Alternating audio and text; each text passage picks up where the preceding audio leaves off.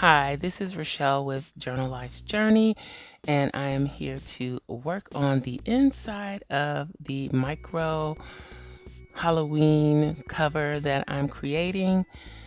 Here I am trimming down some pretty heavy cardstock. I'll let you know the exact weight in the description box below and the measurements. I'm trimming it down and scoring it to make a pocket for the front and the back.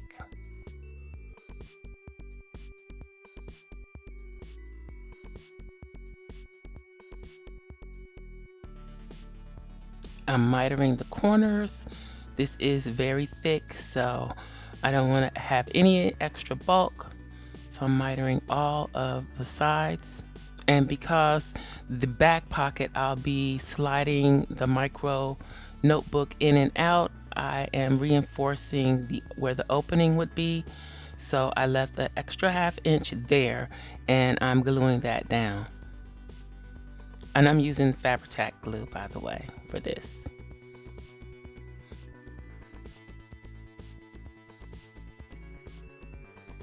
Then I'm going ahead and folding on the score lines for the other 3 sides and burnishing those down with the bone folder and doing a dry fit just to make sure that the pocket will fit. So I did this earlier in the process of creating the cover. Here we jump forward to where I've already painted and sprayed the cover, and I'm adding some PVA glue. I have some Halloween fabric that I am going to use on the inside of the cover. I'm using the spatula to spread out the glue. It's a silicone spatula.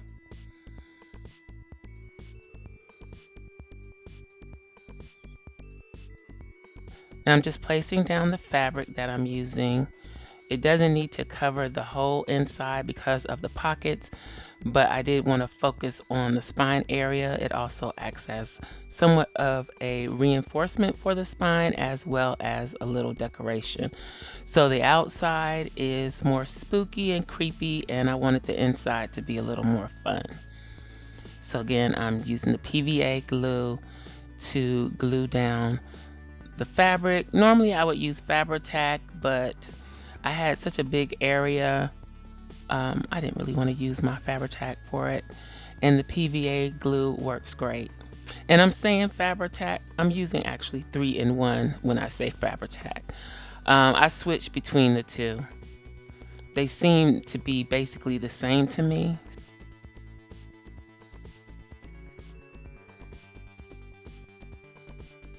So here I think I overdid it a little bit with the PVA glue, but I won't have to worry about my fabric coming up.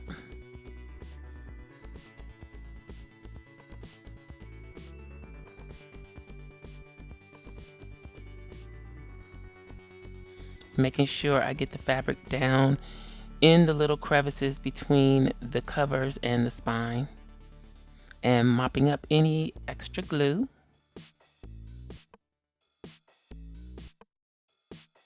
Using the bone folder to make sure that the fabric gets down into those folds.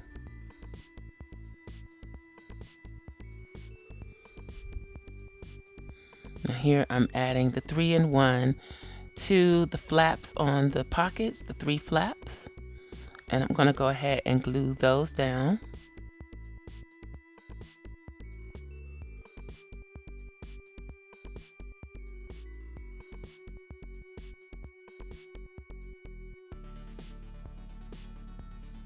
And I'm going to use some clips to hold that in place because it's going to take a little extra strength to hold that, because again the cardstock is pretty heavy and it is not being adhered to a smooth surface, so I just want to make sure that it sticks. And I'm going to do the same thing for the other side of the cover.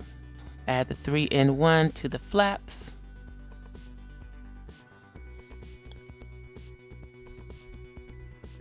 And glue it down.